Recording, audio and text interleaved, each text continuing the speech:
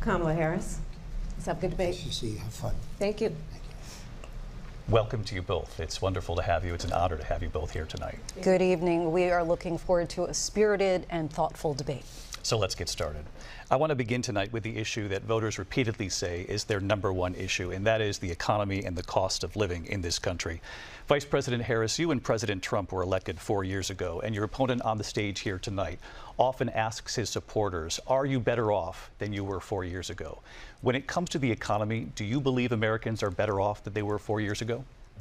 So I was raised as a middle-class kid, and I am actually the only person on this stage who has a plan that is about lifting up the middle class and working people of America. I believe in the ambition, the aspirations, the dreams of the American people. And that is why I imagine and have actually a plan to build what I call an opportunity economy. Because here's the thing. We know that we have a shortage of homes and housing, and the cost of housing is too expensive for far too many people. We know that young families need support to raise their children, and I intend on extending a tax cut for those families of $6,000, which is the largest child tax credit that we have given in a long time, so that those young families can afford to buy a crib, buy a car seat, buy clothes for their children. My passion, one of them, is small businesses. My mother raised my sister and me, but there was a woman who helped raise us. We call her our second mother. She was a small business owner. I love our small businesses. My plan is to give a $50,000 tax deduction to start up small businesses, knowing they are part of the backbone of America's economy. My opponent, on the other hand, his plan is to do what he has done before, which is to provide a tax cut for billionaires and big corporations, which will result in $5 trillion to America's deficit. My opponent has a plan that I call the Trump's sales tax, which would be a 20% tax on everyday goods that you rely on to get through the month. Economists have said that that Trump sales tax would actually result for middle-class families in about $4,000 more a year, because of his policies and his ideas about what should be the backs of middle-class people paying for tax cuts for billionaires. President Trump, I'll give you 2 minutes. First of all, I have no sales tax. That's an incorrect statement. She knows that. We're doing tariffs on other countries. Other countries are going to finally, after 75 years, pay us back for all that we've done for the world. And the tariff will be substantial in some cases. I took in billions and billions of dollars, as you know, from China. In fact, they never took the tariff off because there was so much money they can't. It would totally destroy everything that they've set out to do. They're taking in billions of dollars from China and other places. They've left the tariffs on. When I had it, I had tariffs, and yet I had no inflation. Look, we've had a terrible economy because inflation which is really known as a country buster. It breaks up countries. We have inflation like very few people have ever seen before, probably the worst in our nation's history. We were at 21%, but that's being generous because many things are 50, 60, 70, and 80% higher than they were just a few years ago. This has been a disaster for people, for the middle class, but for every class. On top of that, we have millions of people pouring into our country from prisons and jails, from mental institutions and insane asylums, and they're coming in and they're taking jobs that are occupied right now by African Americans and Hispanics, and also unions. Unions are going to be affected very soon. And you see what's happening. You see what's happening with towns throughout the United States. You look at Springfield, Ohio. You look at Aurora in Colorado. They are taking over the towns. They're taking over buildings. They're going in violently. These are the people that Xi and Biden led into our country, and they're destroying our country. They're dangerous. They're at the highest level of criminality, and we have to get them out. We have to get them out fast. I created one of the greatest economies in the history of our country. I'll do it again, and even better. We are going to get to immigration and border security during this debate, but I would like to let Vice President Harris respond on the economy here. Well, I would love to. Let's talk about what Donald Trump left us. Donald Trump left us the worst unemployment since the Great Depression. Donald Trump left us the worst public health epidemic in a century. Donald Trump left us the worst attack on our democracy since the Civil War. And what we have done is clean up Donald Trump's mess. What we have done and what I intend to do is build on what we know are the aspirations and the hopes of the American people. But I'm going to tell you all in this debate tonight, you're going to hear from the same old tired playbook, a bunch of lies, grievances, and name-calling. What you're going to hear tonight is a detailed and dangerous plan called Project 2025 that the former president intends on implementing if he were elected again. I believe very strongly that the American people want a president who understands the importance of bringing us together, knowing we have so much more in common than what separates us. And I pledge to you to be a president for all Americans. President Trump will give you a minute here to respond. Number one, I have nothing to do, as you know, and as she knows better than anyone, I have nothing to do with Project 2025. That's out there. I haven't read it. I don't want to read it purposely. I'm not going to read it. This was a group of people that got together. They came up with some ideas, I guess some good, some bad, but it makes no difference. I have nothing to do. Everybody knows I'm an open book. Everybody knows what I'm going to do. Cut taxes very substantially and create a great economy like I did before. We had the greatest economy. We got hit with a pandemic.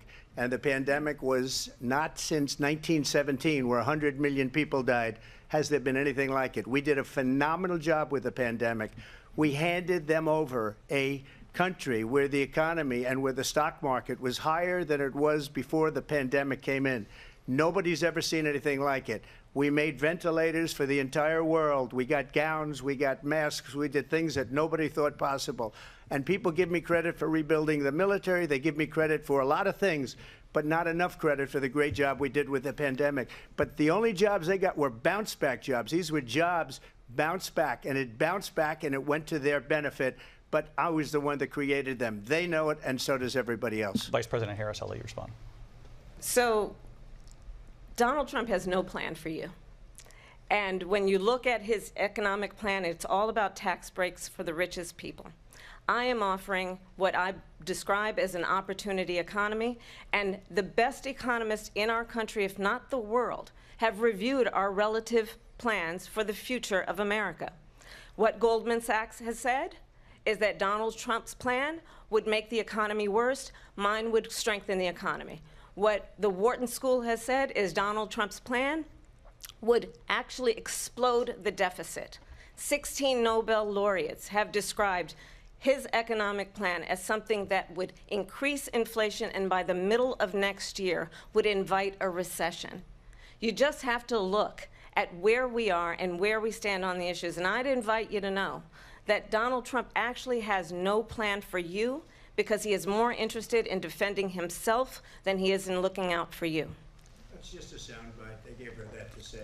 Look, I went to the Wharton School of Finance, and many of those professors, the top professors, think my plan is a brilliant plan. It's a great plan. It's a plan that's going to bring up our worth, our value as a country. It's going to make people want to be able to go and work and create jobs and create a lot of good, solid money for our country. And just to finish off, she doesn't have a plan. She copied Biden's plan, and it's like 4 sentences, like run, spot, run.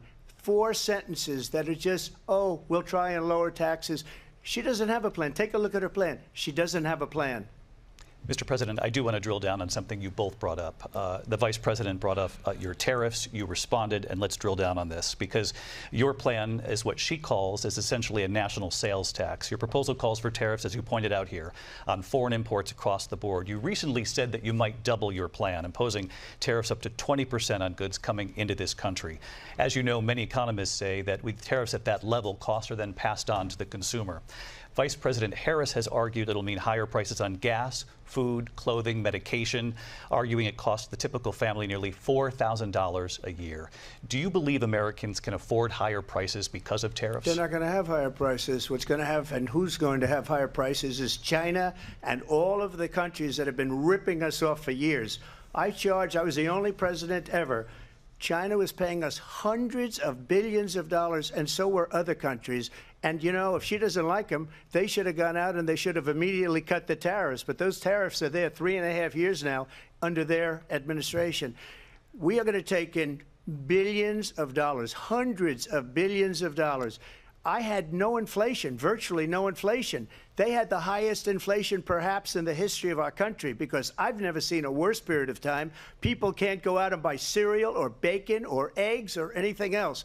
The people of our country are absolutely dying with what they've done. They've destroyed the economy. And all you have to do is look at a poll. The polls say 80 and 85 and even 90% that the Trump economy was great, that their economy was terrible. Vice President Harris, I do want to ask for your response, and you heard what the president said there, because the Biden administration did keep a number of the Trump tariffs in place. So how do you respond? Well, let's be clear that the Trump administration resulted in a trade deficit, one of the highest we've ever seen in the history of America.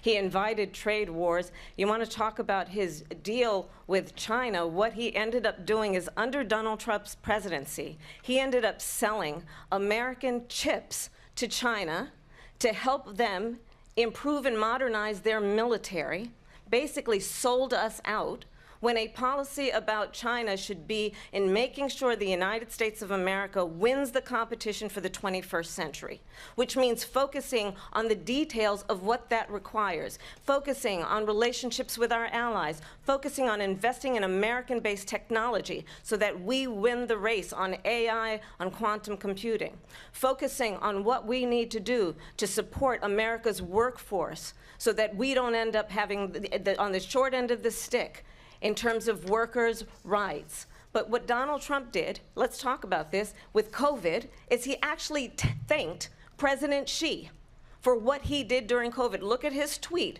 "Thank you, President Xi," exclamation point, when we know that Xi was responsible for lacking and not giving us transparency about the origins of COVID. President Trump, I'll let you respond. First of all, they bought their chips from Taiwan. We hardly make chips anymore because of philosophies like they have and policies like they have. I don't say her because she has no policy. Everything that she believed 3 years ago and 4 years ago is out the window. She's going to my philosophy now. In fact, I was going to send her a MAGA hat. She's gone to my philosophy. But if she ever got elected, she'd change it. And it will be the end of our country. She's a Marxist. Everybody knows she's a Marxist. Her father's a Marxist professor in economics, and he taught her well. But when you look at what she's done to our country, and when you look at these millions and millions of people that are pouring into our country monthly, where it's, I believe, 21 million people, not the 15 that people say, and I think it's a lot higher than the 21. That's bigger than New York State pouring in. And just look at what they're doing to our country. They're criminals. Many of these people coming in are criminals. And that's bad for our economy, too. You know, you mentioned before, we'll talk about immigration later. Well, bad immigration is the worst thing that can happen to our economy. They have, and she has, destroyed our country with policy that's insane. Almost policy that you'd say they have to hate our country. President Trump, thank you. Lindsay? I want to turn to the issue of abortion. President Trump, you've often touted that you were able to kill Roe v. Wade.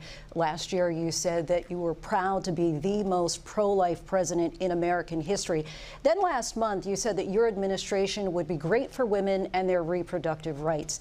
In your home state of Florida, you surprised many with regard to your 6-week abortion ban, because you initially had said that it was too short. And you said, quote, "I'm going to be voting that we need more than 6 weeks." But then the very next day, you reversed course and said you would vote to support the 6-week ban. Vice President Harris says that women shouldn't trust you on the issue of abortion because you've changed your position so many times. Therefore, why should they trust you? Well, the reason I'm doing that vote is because the plan is, as you know, the vote is, they have abortion in the 9th month. They even have, and you can look at the governor of West Virginia, the previous governor of West Virginia, not the current governor, who's doing an excellent job, but the governor before, he said the baby will be born and we will decide what to do with the baby. In other words, we'll execute the baby.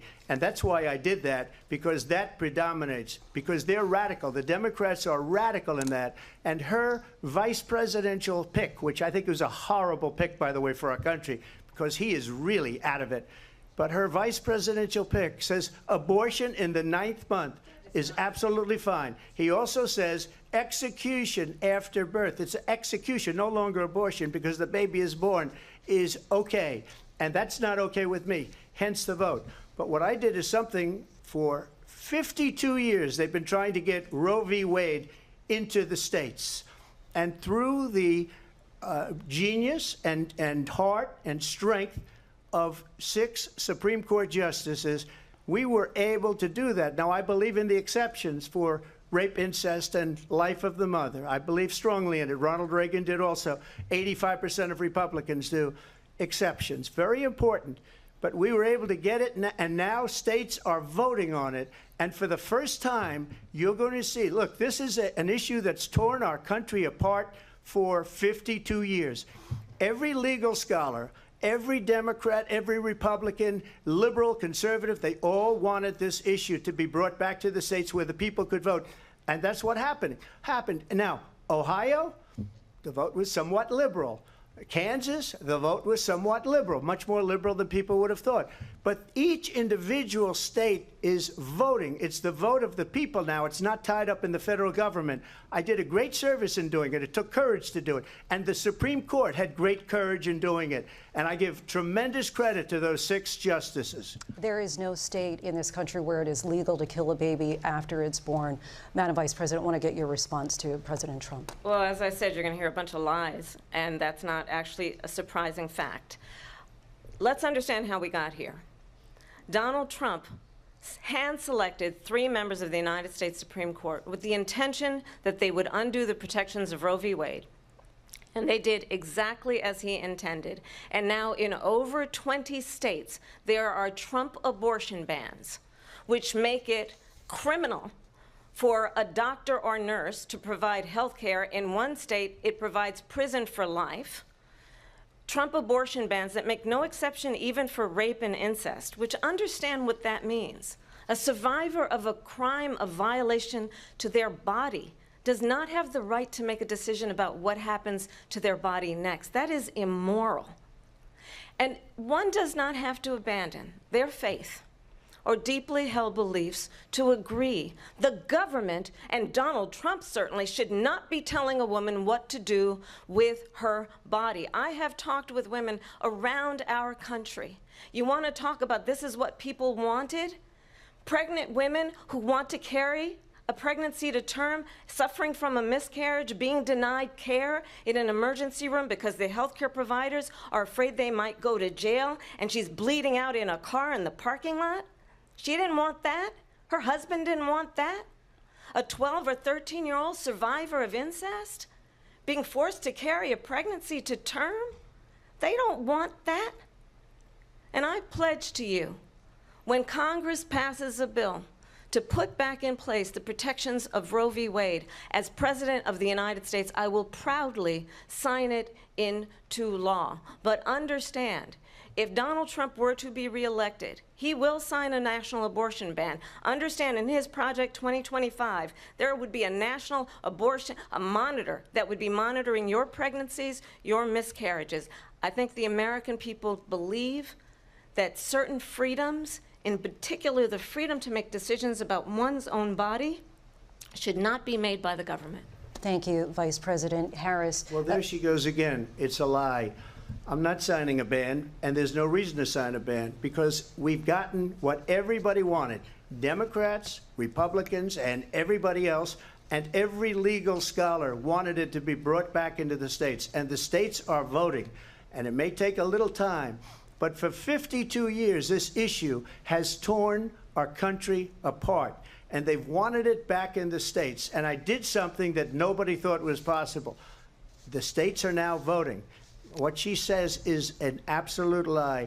And as far as the abortion ban, no, I'm not in favor of abortion ban, but it doesn't matter, because this issue has now been taken over by the states. Would you veto a national abortion ban if it came to your desk? Well, I won't have to, because again, 2 things. Number one, she said she'll go back to Congress. She'll never get the vote. It's impossible for her to get the vote, especially now with the 50-50, and essentially 50-50 in both Senate and the House.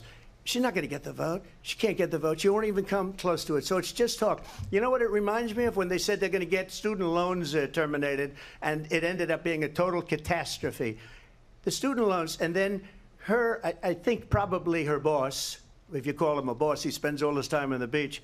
But look, her boss went out and said, we'll do it again. We'll do it a different way. And he went out, got rejected again by the Supreme Court. So all these students got taunted with this whole thing about this whole idea, and how unfair that would have been, part of the reason they lost, to the millions and millions of people that had to pay off their student loans. They didn't get it for free.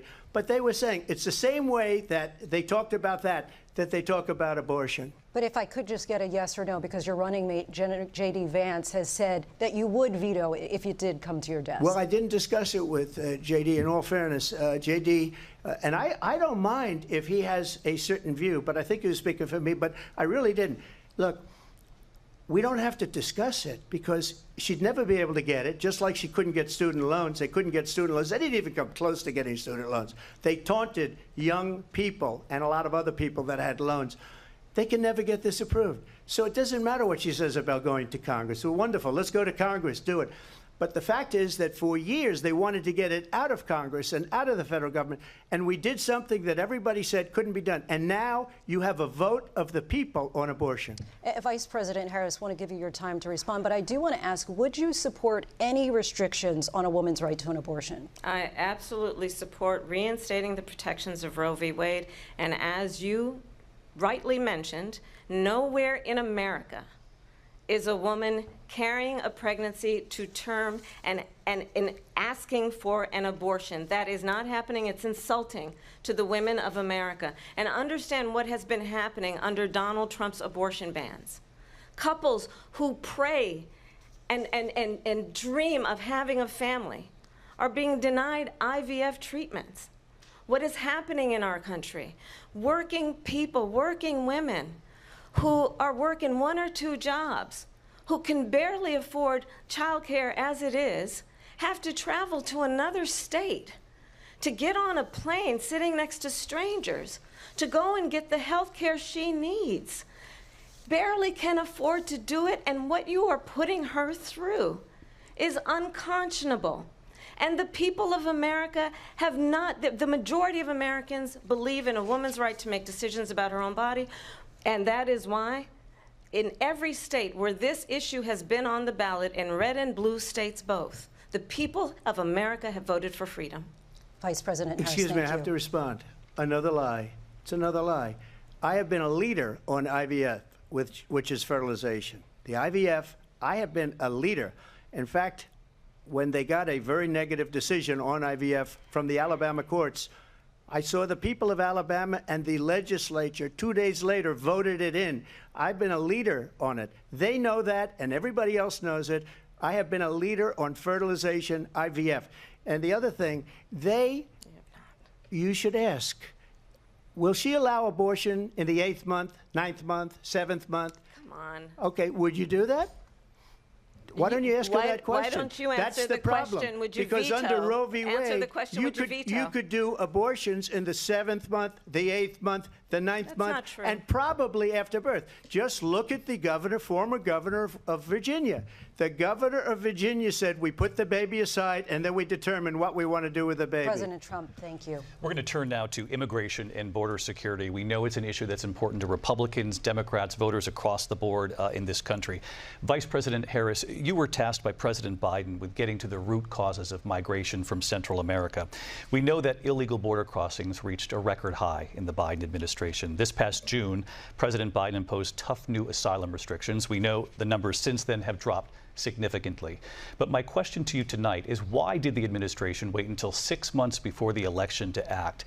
And would you have done anything differently from President Biden on this? So I'm the only person on this stage who has prosecuted transnational criminal organizations for the trafficking of guns, drugs, and human beings. And let me say that the United States Congress, including some of the most conservative members of the United States Senate, came up with a border security bill which I supported. And that bill would have put 1,500 more border agents on the border to help those folks who are working there right now overtime, trying to do their job. It would have allowed us to stem the flow of fentanyl coming into the United States. I know there are so many families watching tonight who have been personally affected by the surge of fentanyl in our country. That bill would have put more resources to allow us to prosecute transnational criminal organizations for trafficking in guns, drugs, and human beings. But you know what happened to that bill? Donald Trump got on the phone, called up some folks in Congress and said, kill the bill. And you know why? Because he'd prefer to run on a problem instead of fixing a problem. And understand, this comes at a time where the people of our country actually need a leader who engages in solutions, who actually addresses the problems at hand. But what we have in the former president is someone who would prefer to run on a problem instead of fixing a problem. And I'll tell you something, he's going to talk about immigration a lot tonight, even when it's not the subject that is being raised. And I'm going to actually do something really unusual, and I'm going to invite you to attend one of Donald Trump's rallies, because it's a really interesting thing to watch. You will see during the course of his rallies, he talks about fictional characters like Hannibal Lecter. He will talk about windmills cause cancer. And what you will also notice is that people start leaving his rallies early out of exhaustion and boredom.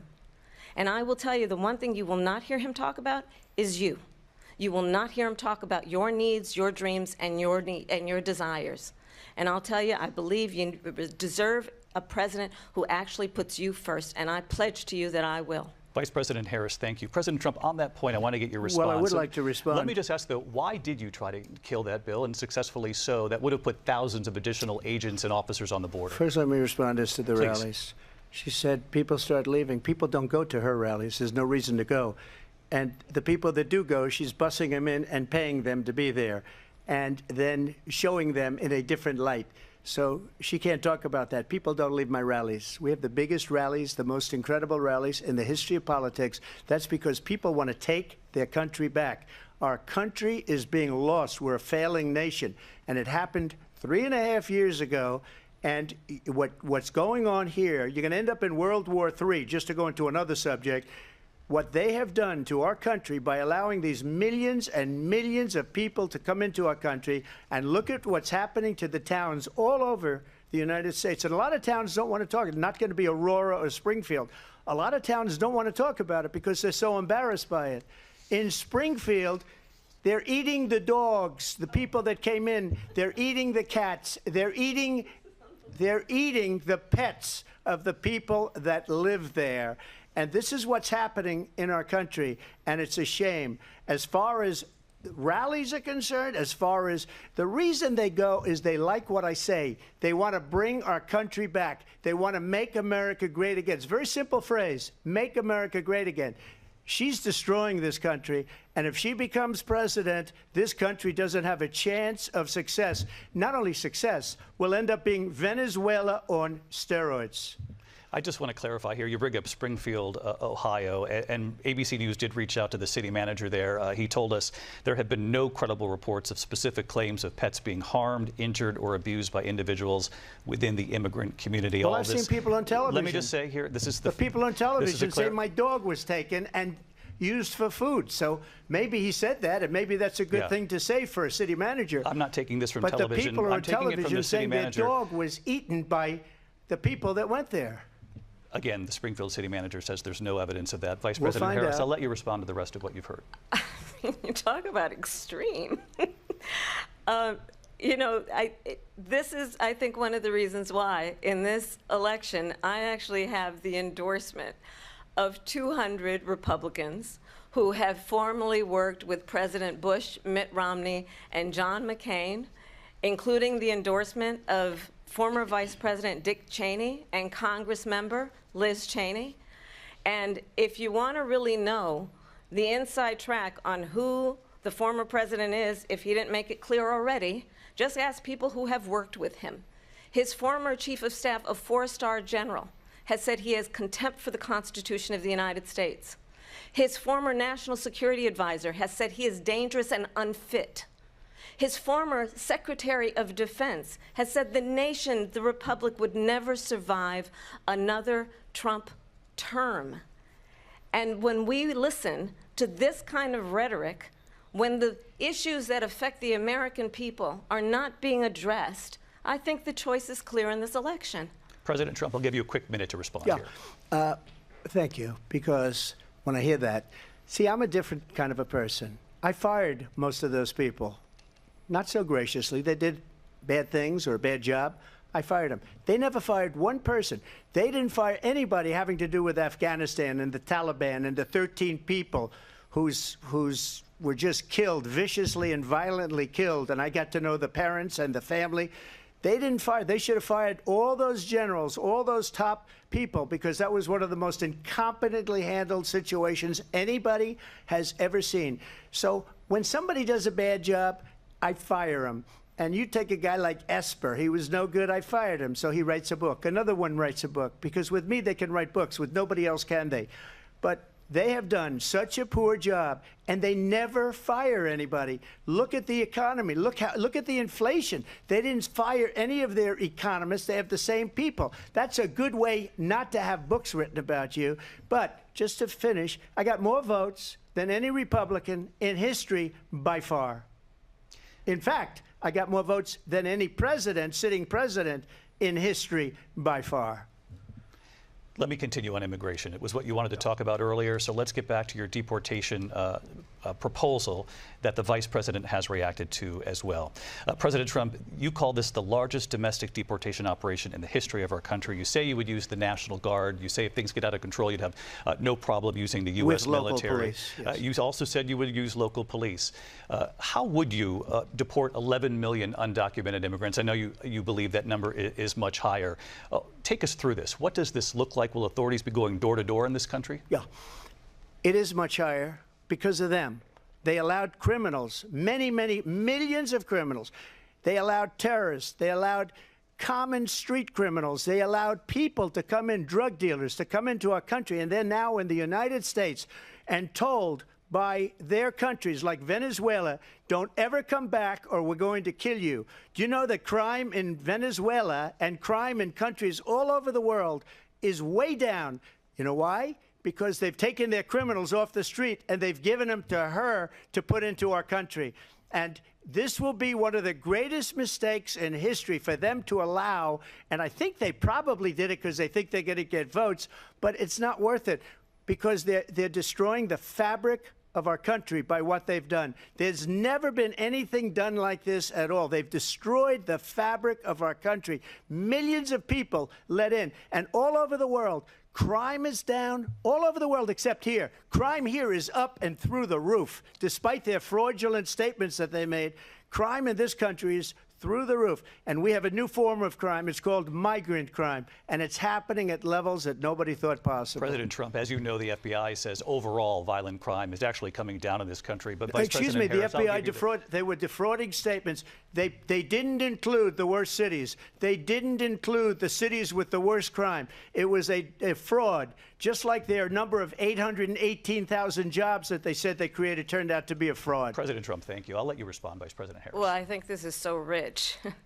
coming from someone who has been prosecuted for national security crimes, economic crimes, election interference, has been found liable for sexual assault, and his next big court appearance is in November at his own criminal sentencing. And let's be clear where each person stands on the issue of what is important about respect for the rule of law and respect for law enforcement. The former vice president called for defunding federal law enforcement, 45,000 agents, get this, on the day after he was arraigned on 34 felony counts. So let's talk about what is important in this race. It is important that we move forward, that we turn the page on this same old tired rhetoric and address the needs of the American people, address what we need to do about the housing shortage, which I have a plan for, address what we must do to support our small businesses, address bringing down the price of groceries. But frankly, the American people are exhausted with this same old tired playbook. Vice President Harris, thank you. Excuse me. Every one of those cases was started by them against their political opponent. And I'm winning most of them, and I will win the rest on appeal. And you saw that with the decision that came down just recently from the Supreme Court. I'm winning most of them. But those are cases, it's called weaponization. Never happened in this country. They weaponized the Justice Department. Every one of those cases was involved with the DOJ, from Atlanta and Fani Willis to the Attorney General of New York and the DA in New York. Every one of those cases. And then they say, oh, he's a criminal. They're the ones that made them go after me. By the way, Joe Biden was found essentially guilty on the documents case. And what happened in my documents case? They said, oh, that's the toughest of them all. A complete and total victory. 2 months ago, it was thrown out. It's weaponization, and they used it, and it's never happened in this country. They used it to try and win an election. They're fake cases. President Trump, thank you. A really quick response here, Vice President Harris, on this notion of weaponization of the Justice Department. Well, let's talk about extreme and understand the context in which this election in 2024 is taking place. The United States Supreme Court recently ruled that the former president would essentially be immune from any misconduct if he were to enter the White House again.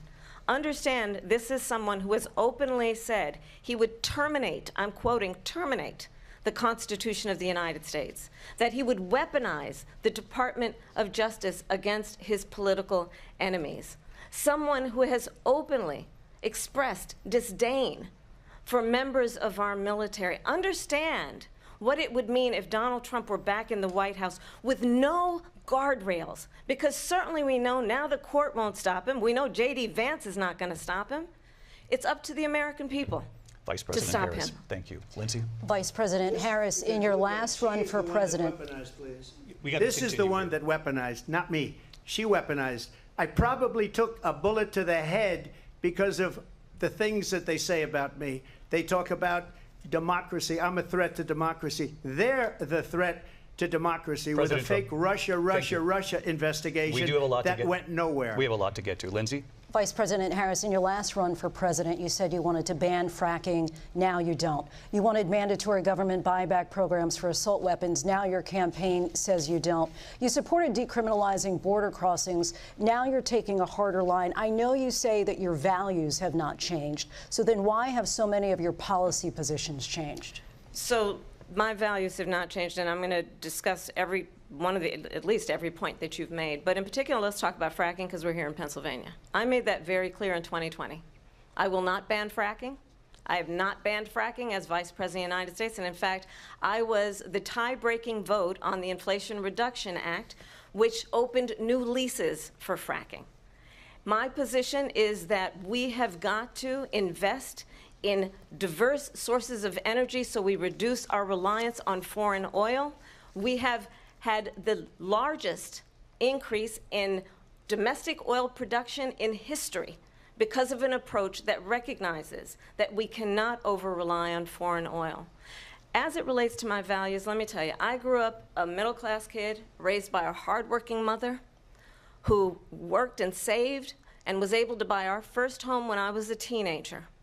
The values I bring to the importance of home ownership, knowing not everybody got handed $400 million on a silver platter and then filed bankruptcy 6 times, is a value that I bring to my work to say we are going to work with the private sector and home builders to increase 3 million homes, increase by 3 million homes by the end of my first term. My work that is related to having a friend when I was in high school who was sexually assaulted by her stepfather.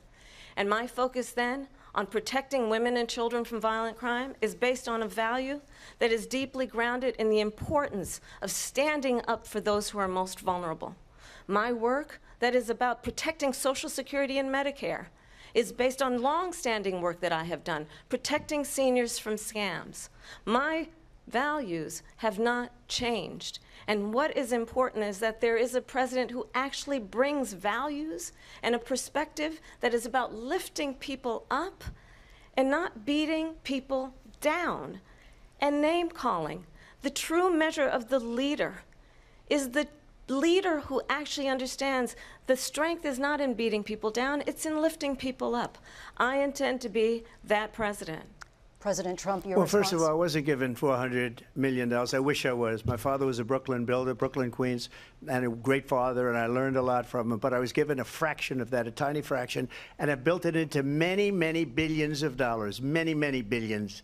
And when people see it, they are even surprised. So we don't have to talk about that. Fracking, she's been against it for 12 years. Defund the police, she's been against that forever. She gave all that stuff up very wrongly, very horribly, and everybody's laughing at it, okay? They're all laughing at it. She gave up at least 12 and probably 14 or 15 different policies, like She was big on defund the police. In Minnesota, she went out. Wait a minute, I'm talking now. If you don't mind, please. Does that sound familiar? She went out in Minnesota and wanted to let criminals that killed people, that burned down Minneapolis, she went out and raised money to get them out of jail. She did things that nobody would ever think of. Now she wants to do transgender operations on illegal aliens that are in prison. This is a radical left liberal that would do this. She wants to confiscate your guns, and she will never allow fracking in Pennsylvania.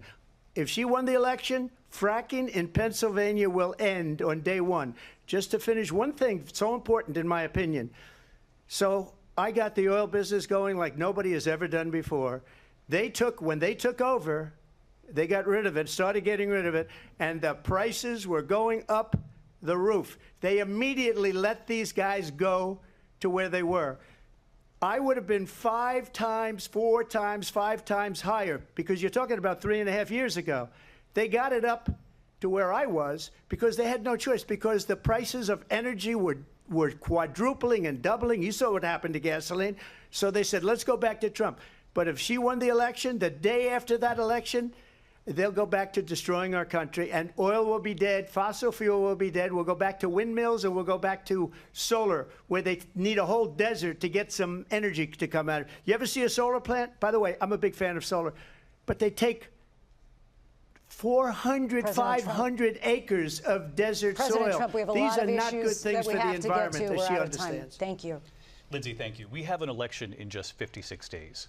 And I want to talk about the peaceful transfer of power, which, of course, we all know is a cornerstone of our democracy, and the role of a president in a moment of crisis. Mr. President, on January 6th, you told your supporters to march to the Capitol. You said you would be right there with them. The country and the world saw what played out at the Capitol that day, the officers coming under attack. Aides in the West Wing say you watched it unfold on television off the Oval Office. You did send out tweets, but it was more than 2 hours before you sent out that video message telling your supporters to go home. Is there anything you regret about what you did on that day? You just said a thing that isn't covered. Peacefully and patriotically, I said during my speech, not later on. Peacefully and patriotically. And nobody on the other side was killed. Ashley Babbitt was shot by an out-of-control police officer that should have never, ever shot her. It's a disgrace. But we didn't do this group of people that have been treated so badly. I ask, what about all the people that are pouring into our country and killing people that she allowed to pour in? She was the border czar, remember that. She was the border czar. She doesn't want to be called the border czar because she's embarrassed by the border. In fact, she said at the beginning, oh, I'm surprised you're not talking about the border yet. That's because she knows what a bad job they've done. What about those people? When are they going to be prosecuted? When are these people from countries all over the world, not just South America? They're coming in from all over the world, David, all over the world, and crime rates are down all over the world because of it. But let me just when ask are those, David, when are those people going to be prosecuted? When are the people that burned down Minneapolis going to be prosecuted? Or in Seattle? They went into Seattle. They took over a big percentage of the city of Seattle. When are those people going to be prosecuted? But let me just ask you. You might ask her that question. You were the president. You were watching it unfold on television. It's a very simple question as we move forward toward another election. Is there anything you regret about what you did on that day? Yes or no? I had nothing to do with that other than they asked me to make a speech. I showed up for a speech. I said, I think it's going to be big. I went to Nancy Pelosi and the mayor of Washington, D.C., and the mayor put it back in writing, as you know. I said, you know, this is going to be a very big rally or whatever you want to call it.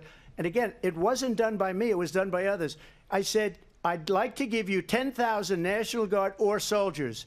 They rejected me. Nancy Pelosi rejected me. It was just 2 weeks ago. Her daughter has a tape of her saying she is fully responsible for what happened. They want to get rid of that tape. It would have never happened if Nancy Pelosi and the mayor of Washington did their jobs. I wasn't responsible for security. Nancy Pelosi was responsible. She didn't do her job. The question was about you as president, not about former Speaker Pelosi, but I do want Vice President Harris to respond here. I was at the Capitol on January 6th. I was the vice president-elect. I was also an acting senator. I was there. And on that day, the President of the United States incited a violent mob to attack our nation's capital, to desecrate our nation's capital. On that day, 140 law enforcement officers were injured, and some died. And understand, the former president has been indicted and impeached for exactly that reason. But this is not an isolated situation. Let's remember Charlottesville, where there was a mob of people carrying tiki torches, spewing anti-Semitic hate. And what did the president then at the time say? There were fine people on each side. Let's remember that when it came to the Proud Boys, a militia, the president said, the former president said, stand back and stand by. So for everyone watching who remembers what January 6th was, I say we don't have to go back. Let's not go back. We're not going back. It's time to turn the page. And if that was a bridge too far for you, well, there is a place in our campaign for you to stand for country, to stand for our democracy, to stand for rule of law, and to end the chaos, and to end the approach that is about attacking the foundations of our democracy because you don't like the outcome. And be clear on that point. Donald Trump, the candidate, has said in this election there will be a bloodbath if this and the outcome of this election is not to his liking. Let's turn the page on this. Let's not go back. Let's chart a course for the future and not go backwards to the past. Let me just follow up here. It was a different term, and it was a term that related to energy because they have destroyed our energy business. That was where bloodbath was. Also, on Charlottesville, that story has been, as you would say, debunked. Laura Ingraham, Sean Hannity, Jesse, all of these people, they covered it. If they go an extra sentence, they will see it was perfect. It was debunked in almost every newspaper, but they still bring it up, just like they bring 2025 up. They bring all of this stuff up. I ask you this. You talk about the Capitol. Why are we allowing these millions of people to come through on the southern border? How come she's not doing anything? And I'll tell you what I would do, and I would be very proud to do it. I would say we would both leave this debate right now. I'd like to see her go down to Washington, D.C. during this debate because we're wasting a lot of time. Go down to, because she's been so bad, it's so ridiculous. Go down to Washington, D.C. and let her sign a bill to close up the border because they have the right to do it. They don't need bills. They have the right to do it. The President of the United States, you'll get him out of bed, you'll wake him up at 4 o'clock in the afternoon, right. You'll say, come on down to the office, let's sign a bill. If he signs a bill that the border is closed, all he has to do is say it to the Border Patrol, who are phenomenal. If they do that, the border is closed. Mr. Those President, people are killing many people, unlike J6. We talked immigration here tonight. I do want to focus on this next issue to both of you because it really brings us this into focus, truth in these times that we're living in. Mr. President, for 3.5 years after you lost the 2020 election, you repeatedly falsely claimed that you won, many times saying you won in a landslide. In the past couple of weeks leading up to this debate, you have said, quote, you lost by a whisker, that you, quote, didn't quite make it, that you came up a little bit short. I said that? Are you now acknowledging that you lost in 2020? No, I don't acknowledge that at all. But I you said did that say sarcastically. That. You know that. It was said, oh, we lost by a whisker. That was said sarcastically. Look, there's so much proof. All you have to do is look at it. And they should have sent it back to the legislatures for approval. I got almost 75 million votes, the most votes any sitting president has ever gotten. I was told if I got 63, which was what I got in 2016, you can't be beaten. The election, people should never be thinking about an election as fraudulent. We need two things. We need walls, and we have to have it. We have to have borders, and we have to have good elections. Our elections are bad. And a lot of these illegal immigrants coming in, they're trying to get them to vote. They can't even speak English. They don't even know what country they're in practically. And these people are trying to get them to vote. And that's why they're allowing them to come into our country. I did watch all of these pieces of video. I didn't detect the sarcasm, lost by a whisker. We didn't quite make it. And we should just point out here as clarification, and you know this, you and your allies, 60 cases in front of many judges, many of them no Republican. Judge looked at it. And said they there was said no we didn't have widespread standing. fraud. That's the other thing. They said we didn't have standing, a technicality. Can you imagine a system where a person in an election doesn't have standing? The President of the United States doesn't have standing. That's how we lost. If you look at the facts, and I'd love to have you'll do a special on it. I'll show you Georgia, and I'll show you Wisconsin, and I'll show you Pennsylvania, and I'll show you. We have so many facts and statistics, but you know what? That doesn't matter, because we have to solve the problem that we have right now. That's old news. And the problem that we have right now is we have a nation in decline, and they have put it into decline. We have a nation that is dying, David. Mr. President, thank you. Vice President Harris, you heard the president there tonight. He said he didn't say that he lost by a whisker. So he still believes he did not lose the election that was won by President Biden and yourself. But I do want to ask you about something that's come up in the last couple of days. This was a post from President Trump about this upcoming election just weeks away. He said, when I win, those people who cheated, and then he lists donors, voters, election officials, he says will be prosecuted to the fullest extent of the law, which will include long-term prison sentences. One of your campaign's top lawyers responded saying, we won't let Donald Trump intimidate us. We won't let him suppress the vote. Is that what you believe he's trying to do here? Donald Trump was fired by 81 million people. So let's be clear about that. And clearly he is having a very difficult time processing that. But we cannot afford to have a president of the United States who attempts, as he did in the past, to upend the will of the voters in a free and fair election. And I'm going to tell you that I have traveled the world as Vice President of the United States, and world leaders are laughing at Donald Trump. I have talked with military leaders, some of whom worked with you, and they say you're a disgrace. And when you then talk in this way in a presidential debate and deny what over and over again are court cases you have lost because you did in fact lose that election, it leads one to believe that perhaps we do not have in the candidate to my right the temperament or the ability to not be confused about fact. That's deeply troubling, and the American people deserve better. I'll give you 1 minute to respond, Mr. President. Let me just tell you about world leaders. Viktor Orban, one of the most respected men, they call him a strong man. He's a tough person, smart. Prime Minister of Hungary. They said, why is the whole world blowing up? 3 years ago it wasn't. Why is it blowing up? He said, because you need Trump back as president. They were afraid of him. China was afraid, and I don't like to use the word afraid, but I'm just quoting him. China was afraid of him. North Korea was afraid of him. Look at what's going on with North Korea, by the way. He said Russia was afraid of him. I ended the Nord Stream 2 pipeline, and Biden put it back on day one, but he ended the XL pipeline. The XL pipeline in our country, he ended that. But he let the Russians build a pipeline going all over Europe and heading into Germany, the biggest pipeline in the world. Look, Viktor Orban said it. He said the most respected, most feared person is Donald Trump. We had no problems when Trump was president, but when this weak, pathetic man that you saw at a debate just a few months ago, that if he weren't in that debate, he'd be running instead of her. She got no votes. He got 14 million votes. What you did, you talk about a threat to democracy. He got 14 million votes, and they threw him out of office. And you know what? I'll give you a little secret. He hates her. He can't stand her.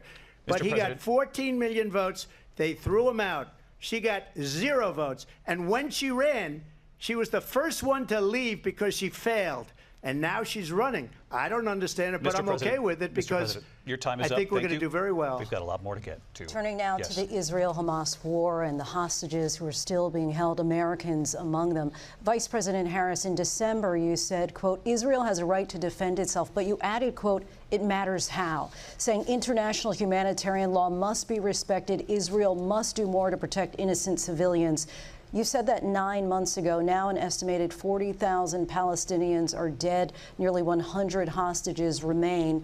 Just last week, Prime Minister Benjamin Netanyahu said there's not a deal in the making.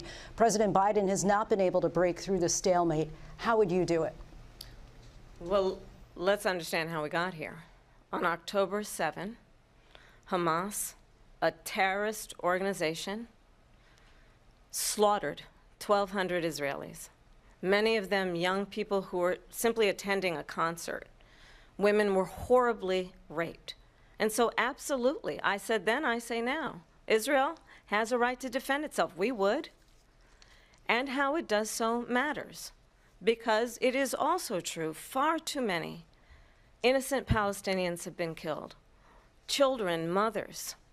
What we know is that this war must end.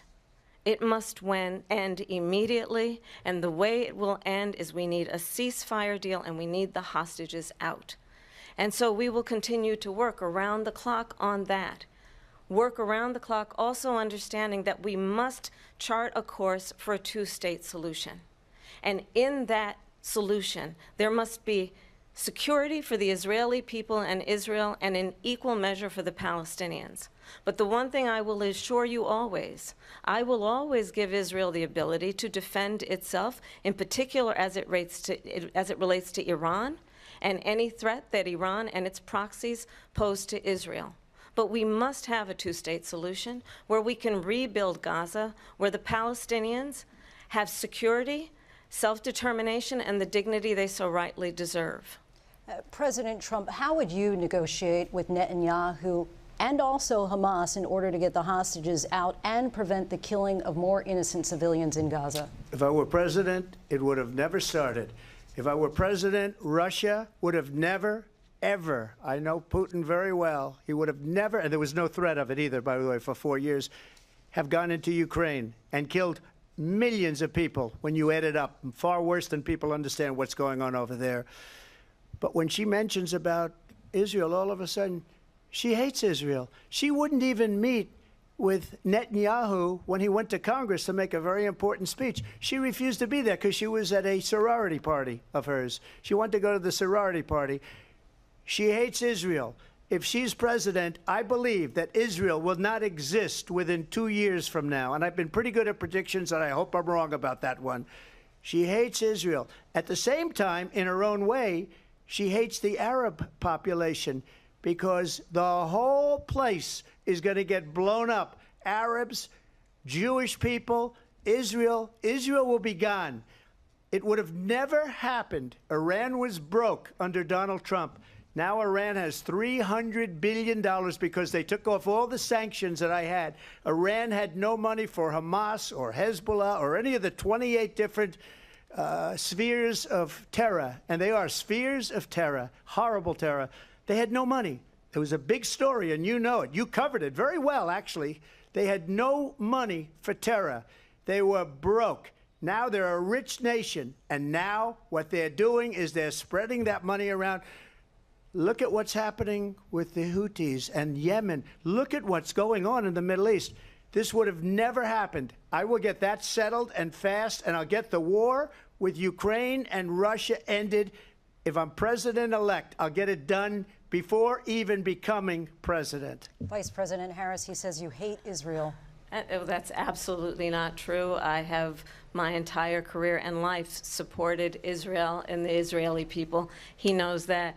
He's trying to, again, divide and distract from the reality, which is it is very well known that Donald Trump is weak and wrong on national security and foreign policy. It is well known that he admires dictators, wants to be a dictator on day one, according to himself.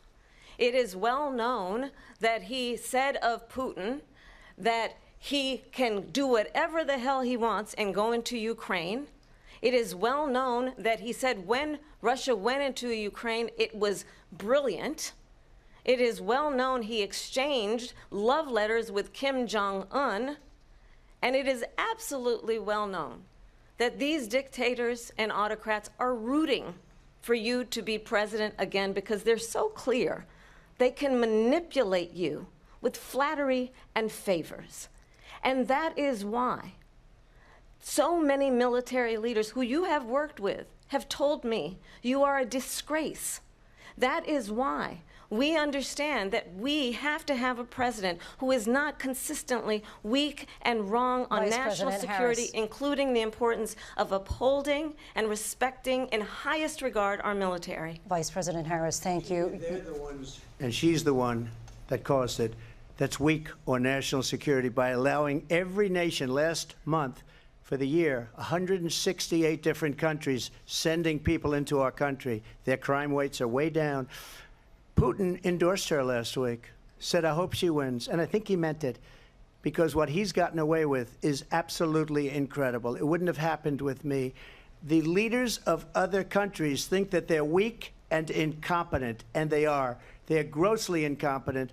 And I just ask one question.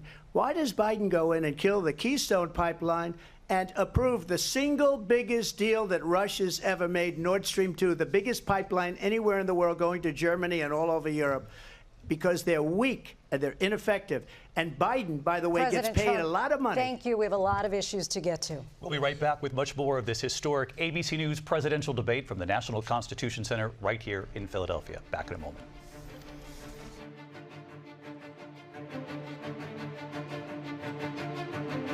The ABC News presidential debate will continue after this.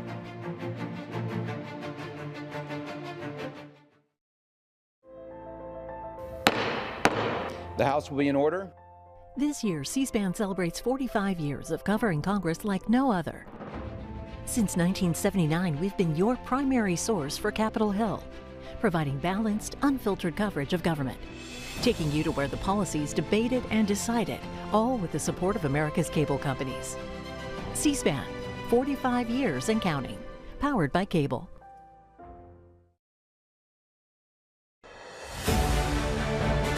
Friday nights, watch C-SPAN's 2024 Campaign Trail, a weekly roundup of C-SPAN's campaign coverage, providing a one-stop shop to discover what the candidates across the country are saying to voters, along with first-hand accounts from political reporters, updated poll numbers, fundraising data, and campaign ads. Watch C-SPAN's 2024 Campaign Trail, Friday nights at 7:30 p.m. Eastern on C-SPAN, online at cspan.org, or download as a podcast on C-SPAN Now, our free mobile app, or wherever you get your podcasts. C-SPAN, your unfiltered view of politics.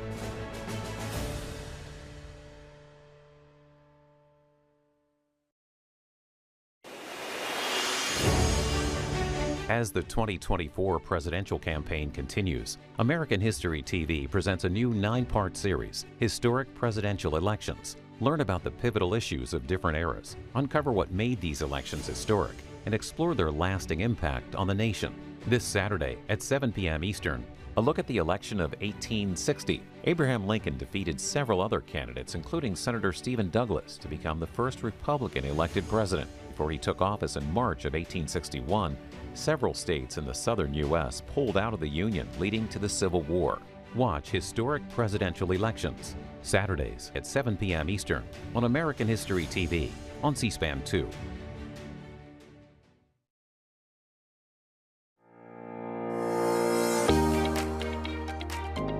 Start your day with Washington Journal, your window into the nation's capital, the only daily nationally televised forum for and what you think is a friendship with what is known to be a dictator who would eat you for lunch. Vice President Harris, thank you. We've heard from both of you on Ukraine tonight. Afghanistan came up in the last hour. I wanted her to respond to something you said earlier, and I'll give you a minute here. Putin would be sitting in Moscow, and he wouldn't have lost 300,000 men and women, but he would have been sitting in Moscow. Quiet, please. He would have been sitting in Moscow much happier than he is right now. But eventually, you know, he's got a thing that other people don't have. He's got nuclear weapons. They don't ever talk about that. He's got nuclear weapons. Nobody ever thinks about that. And eventually, maybe he'll use them, and maybe he hasn't been that threatening, but he does have that. Something we don't even like to talk about. Nobody likes to talk about it. But just so you understand, they sent her to negotiate peace before this war started. 3 days later, he went in and he started the war because everything they said was weak and stupid. They said the wrong things. That war should have never started. She was the emissary. They sent her in to negotiate with Zelensky and Putin, and she did. and the war started 3 days later. Vice And President? that's the kind of talent we have with her. She's worse than Biden. In my opinion, I think he's the worst president in the history of our country. She goes down as the worst vice president in the history of our country. But let me tell you something. She is a horrible negotiator. They sent her in to negotiate. As soon as they left, Putin did the invasion. President Trump, thank you. You did bring up something. You said she went to negotiate with Vladimir Putin. Vice President Harris, have you ever met Vladimir Putin? Can you clarify tonight? Yet again, I said it at the beginning of this debate, you're going to hear a bunch of lies coming from this fellow. And that is another one. When I went to meet with President Zelensky, I've now met with him over 5 times. The reality is it has been about standing as America always should, as a leader upholding international rules and norms, as a leader who shows strength, understanding that the alliances we have around the world are dependent on our ability to look out for our friends and not favor our enemies because you adore strongmen instead of caring about democracy. And that is very much what is at stake here. The President of the United States is commander-in-chief. And the American people have a right to rely on a president who understands the significance of America's role and responsibility in terms of ensuring that there is stability and ensuring we stand up for our principles and not sell them for the benefit of personal flattery. We've talked about Ukraine and Vladimir Putin. I do want to talk about Afghanistan. It came up in the first hour of this debate. I want to move on to Afghanistan. Stoltenberg said Trump did the most amazing thing I've ever seen. He got these countries, the 28 countries at the time, to pay up. He said, I've never seen. He's the head of NATO.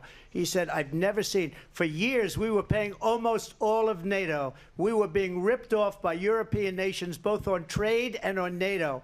I got them to pay up by saying one of the statements you made before, if you don't pay, we're not going to protect you. President Otherwise, Trump. we would have never gotten it. He said it was one of the most incredible jobs that he's ever seen done. Thank you. I want to turn to Afghanistan. It came up in the first hour of the debate, and we witnessed a poignant moment today on Capitol Hill, honoring the soldiers who died in the chaotic withdrawal from Afghanistan. I do want to ask the Vice President, do you believe you bear any responsibility in the way that withdrawal played out?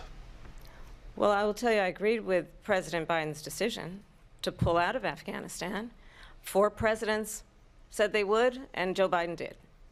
And as a result, America's taxpayers are not paying the $300 million a day we were paying for that endless war. And as of today, there is not one member of the United States military who is in active duty in a combat zone in any war zone around the world, the first time this century. But let's understand how we got to where we are. Donald Trump, when he was president, negotiated one of the weakest deals you can imagine. He calls himself a deal maker. Even his national security advisor said it was a weak, terrible deal. And here's how it went down. He bypassed the Afghan government. He negotiated directly with a terrorist organization called the Taliban. The negotiation involved the Taliban getting 5,000 Taliban terrorists released. And get this, and the president at the time invited the Taliban to Camp David, a place of storied significance for us as Americans, a place where we honor the importance of American diplomacy, where we invite and receive respected world leaders. And this former president, as president, invited them to Camp David because he does not again appreciate the role and responsibility of the President of the United States to be commander-in-chief with a level of respect. And this gets back to the point of how he has consistently disparaged and demeaned members of our military, fallen soldiers, and the work that we must do to uphold the strength and the respect of the United States of America around the world. Vice President Harris, thank you. President Trump, your response to her saying that you began the negotiations with the Taliban. So if you take a look at that period of time, the Taliban was killing our soldiers, a lot of them, with snipers. And I got involved with the Taliban because the Taliban was doing the killing. That's the fighting force within Afghanistan. They don't bother doing that because, you know, they deal with the wrong people all the time. but I got involved. And Abdul is the head of the Taliban. He is still the head of the Taliban. And I told Abdul, don't do it anymore. You do it anymore, you're going to have problems.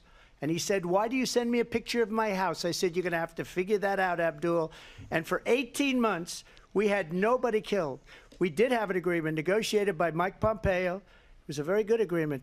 The reason it was good, it was we were getting out. We would have been out faster than them, but we wouldn't have lost the soldiers. We wouldn't have left many Americans behind, and we wouldn't have left $85 billion worth of brand new, beautiful military equipment behind. And just to finish, they blew it. The agreement said you have to do this, this, this, this, this, and they didn't do it. They didn't do it. The agreement was terminated by us because they didn't do what they were supposed to do. I want to move on. And these people did the worst withdrawal and, in my opinion, the most embarrassing moment in the history of our country. And by the way, that's why Russia attacked Ukraine, because they saw how incompetent she and her boss are. President Trump, thank you. I want to move on now to race and politics in this country. Mr. President, you recently said of Vice President Harris, quote, I didn't know she was black until a number of years ago when she happened to turn black, and now she wants to be known as black. I want to ask a bigger picture question here tonight. Why do you believe it's appropriate to weigh in on the racial identity of your opponent? I don't, and I don't care. I don't care what she is. I don't care. You make a big deal out of something. I couldn't care less. Whatever she wants to be is okay with me. But those were your words, so I'm I asking. don't know. I mean, all I can say is I read where she was not black, that she put out, and I'll say that. And then I read that she was black, and that's okay. Either one was okay with me. That's up to her. That's up to her. Vice President Harris, your thoughts on this? I think it's, I mean, honestly, I think it's a tragedy that we have someone who wants to be president who has consistently, over the course of his career, attempted to use race to divide the American people. You know, I do believe that the vast majority of us know that we have so much more in common than what separates us, and we don't want this kind of approach that is just constantly trying to divide us, and especially by race. And let's remember how Donald Trump started. He was land, he owned buildings, and he was investigated because he refused to rent property to black families. Let's remember, this is the same individual who took out a full-page ad in the New York Times calling for the execution of 5 young black and Latino boys who were innocent, the Central Park 5. Took out a full-page ad calling for their execution. This is the same individual who spread birther lies about the first black president of the United States. And I think the American people want better than that, want better than this, want someone who understands, as I do, I travel our country. We see in each other a friend. We see in each other a neighbor. We don't want a leader who is constantly trying to have Americans point their fingers at each other.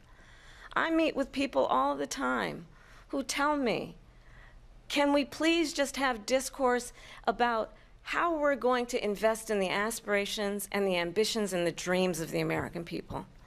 Knowing that regardless of people's color or the language their grandmother speaks, we all have the same dreams and aspirations and want a president who invests in those, not in hate and division. Vice President Harris, thank you. Lindsay? President Trump, this is now your 3rd time. This is the most divisive presidency in the history of our country. There's never been anything like it. They're destroying our country, and they come up with things like what she just said. Going back many, many years, when a lot of people, including Mayor Bloomberg, agreed with me on the Central Park 5, they admitted, they said, they pled guilty. And I said, well, if they pled guilty, they badly hurt a person, killed a person ultimately. And if they pled guilty, then they pled, we're not guilty. But this is a person that has to stretch back years, 40, 50 years ago, because there's nothing now. I built one of the greatest economies in the history of the world, and I'm going to build it again. It's going to be bigger, better, and stronger. but they're destroying our economy. They have no idea what a good economy is. Their oil policies, every single policy. And remember this, she is Biden. You know, she's trying to get away from Biden. I don't know the gentleman, she says. She is Biden. The worst inflation we've ever had, a horrible economy because inflation has made it so bad, and she can't get away with that. Thank you. Your time is up, Lindsey. I want to respond to that, though. I want to just respond briefly. Clearly, I am not Joe Biden, and I am certainly not Donald Trump. And what I do offer is a new generation of leadership for our country, one who believes in what is possible, one who brings a sense of optimism about what we can do instead of always disparaging the American people. I believe in what we can do to strengthen our small businesses, which is why I have a plan. Let's talk about our plans and let's compare the plans. I have a plan to give startup businesses $50,000 tax deduction, to pursue their ambitions, their innovation, their ideas, their hard work. I have a plan, $6,000 for young families for the first year of your child's life, to help you in that most critical stage of your child's development. I have a plan that is about allowing people to be able to pursue what has been fleeting in terms of the American dream by offering a help with down payment of $25,000 down payment assistance for first-time home buyers. That's the kind of conversation, I believe, David, that people really want tonight, as opposed to a conversation that is constantly about belittling and name-calling. Let's turn the page Vice President and move Harris, forward. thank you. Let's turn to policy. President Let's Trump, turn back we to have policy. to move on. President Trump. Let's turn to policy, She please. has a plan to defund the police. She has a plan to confiscate everybody's gun. President Trump, she we has do a have to plan move to on to not other allow issues. fracking in Pennsylvania or anywhere else. Okay. Thank you, That's Mr. what her President. plan is until just recently. I just need Lindsey, to go ahead. respond President because Trump, no, the President former Trump. president has said No, I'm something sorry. twice that I need to No, respond to. I'm sorry. I We're just going need to to move on, respond Vice one President time Harris. to what he has President said Trump, this multiple is times. now your Yes. third time running for president. You have long vowed to repeal and replace the Affordable Care Act, also known as Obamacare. You have failed to accomplish that. You now say you're going to keep Obamacare, quote, unless we can do something much better. Correct. Last month you said, quote, we're working on it. So tonight, 9 years after you first started running, do you have a plan, and can you tell us what it is? Obamacare was lousy health care, always was. It's not very good today. And what I said, that if we come up with something, and we are working on things, we're going to do it and we're going to replace it. But remember this, I inherited Obamacare because Democrats wouldn't change it. They wouldn't vote for it. They were unanimous. They wouldn't vote to change it. If they would have done that, we would have had a much better plan than Obamacare. But the Democrats came up. They wouldn't vote for it. I had a choice to make when I was president. Do I save it and make it as good as it can be, never going to be great, or do I let it rot? And I felt I had an obligation, even though politically it would have been good to just let it rot and let it go away. I decided, and I told my people, the top people, and they're very good people. I have a lot of good people in that administration. We read about the bad ones. We had some real bad ones, too, and so do they. They have really bad ones. The difference is they don't get rid of them. But let me just explain. I had a choice to make. Do I save it and make it as good as it can be, or do I let it rot? And I saved it. I did the right thing. But it's still never going to be great, and it's too expensive for people. And what we will do is we're looking at different plans. If we can come up with a plan that's going to cost our people, our population, less money and be better health care than Obamacare, then I would absolutely do it. But until then, I'd run it as good as it can be run. So just a yes or no, you still do not have a plan? I have concepts of a plan. I'm not president right now. But if we come up with something, I would only change it if we come up with something that's better and less expensive. And there are concepts and options we have to do that. And you'll be hearing about it in the not-too-distant future. Vice President Harris, in 2017, you supported Bernie Sanders' proposal to do away with private insurance and create a government-run health care system. 2 years later, you proposed a plan that included a private insurance option. What is your plan today?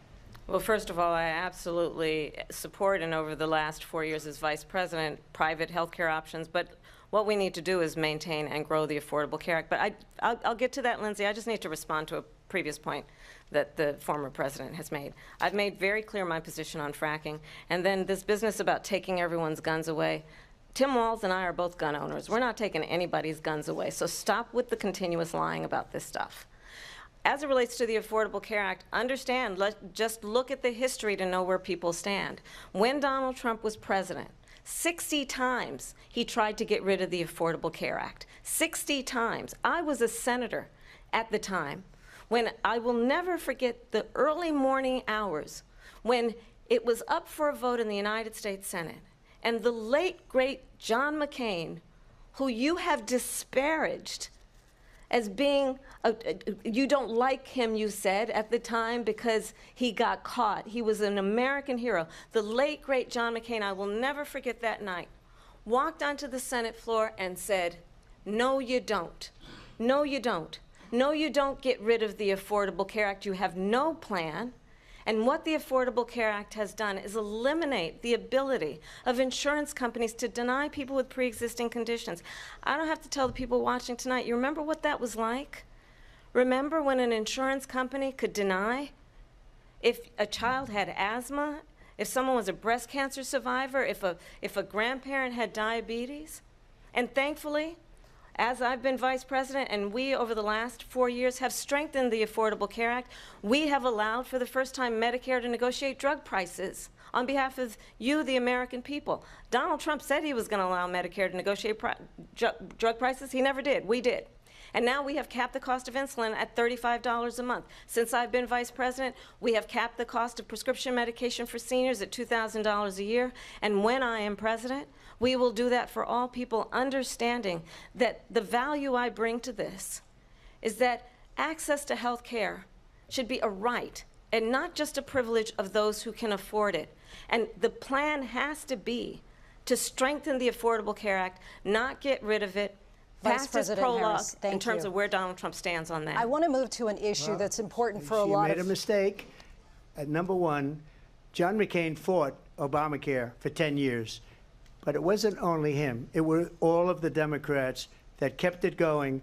And you know what? We can do much better than Obamacare, much less money. But she won't improve private insurance for people, private medical insurance. That's another thing she doesn't want to give. People are paying privately for insurance that have worked hard and made money, and they want to have private. She wants everybody to be on government insurance where you wait 6 months for an operation that you need immediately. President Trump, thank you. We have another issue that we'd like to get to that's important for a number of Americans, in particular younger voters, and that's climate change. President Trump, with regard to the environment, you say that we have to have clean air and clean water. Vice President Harris, you call climate change an existential threat.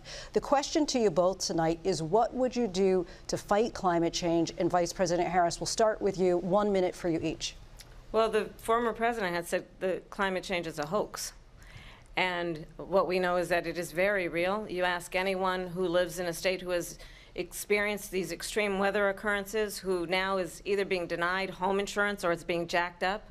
You ask anybody who has been the victim of what that means in terms of losing their home, having nowhere to go. We know that we can actually deal with this issue. The young people of America care deeply about this issue. And I am proud that as vice president over the last 4 years, we have invested $1 trillion in a clean energy economy, while we have also increased domestic gas production to historic levels. We have created over 800,000 new manufacturing jobs while I have been vice president. We have invested in clean energy to the point that we are opening up factories around the world. Donald Trump said he was going to create manufacturing jobs. He lost manufacturing jobs. And I'm also proud to have the endorsement of the United Auto Workers and Sean Fain, who also know that part of building a clean energy economy includes investing in American-made products, American automobiles. It includes growing what we can do around American manufacturing and opening up auto plants, not closing them like happened under Donald Trump. Vice President Harris, thank you. It didn't happen under Donald Trump. Let me just tell you, they lost 10,000 manufacturing jobs this last month. It's going, they're all leaving. They're building big auto plants in Mexico, in many cases owned by China. They're building these massive plants, and they think they're going to sell their cars into the United States because of these people. What they have given to China is unbelievable. But we're not going to let that. We'll put tariffs on those cars so they can't come into our country, because they will kill the United Auto Workers and any auto worker, whether it's in Detroit or South Carolina or any other place. What they've done to business and manufacturing in this country is horrible. We have nothing because they refuse. You know, Biden doesn't go after people because supposedly China paid him millions of dollars. He's afraid to do it. Between him and his son, they get all this money from Ukraine. They get all this money from all of these different countries. And then you wonder, why is he so loyal to this one, that one, Ukraine, China? Why is he? Why did he get $3.5 million from the mayor of Moscow's wife? Why did she pay him $3.5 million? This is a crooked administration, and they're selling our country down the tube. Welcome back tonight. The time has come for closing statements, and Vice President Harris, we begin with you. So I think you've heard tonight two very different visions for our country. One that is focused on the future, and the other that is focused on the past, and an attempt to take us backward. But we're not going back. And I do believe that the American people know we all have so much more in common than what separates us, and we can chart a new way forward. And a vision of that includes having a plan, understanding the aspirations, the dreams, the hopes, the ambition of the American people, which is why I intend to create an opportunity economy, investing in small businesses, in new families, in what we can do around protecting seniors, what we can do that is about giving hardworking folks a break and bringing down the cost of living.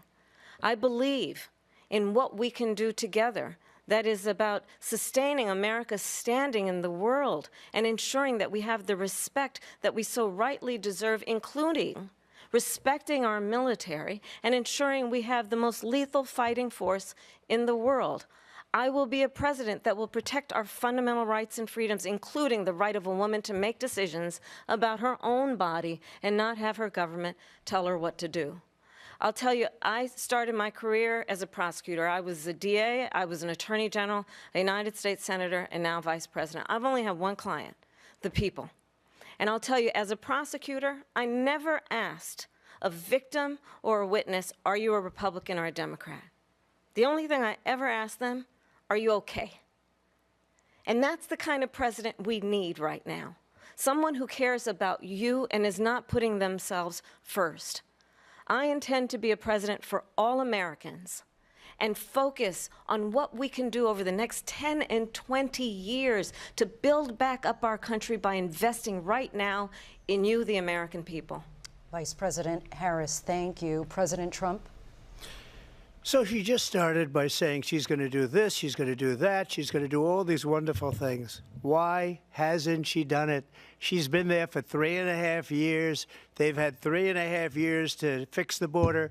They've had 3.5 years to create jobs and all the things we talked about. Why hasn't she done it? She should leave right now, go down to that beautiful White House, go to the Capitol, get everyone together and do the things you want to do, but you haven't done it, and you won't do it because you believe in things that the American people don't believe in.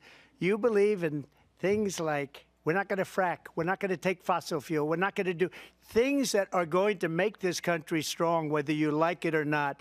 Germany tried that, and within 1 year they were back to building normal energy plants. We're not ready for it. We can't sacrifice our country for the sake of bad vision. But I just ask one simple question.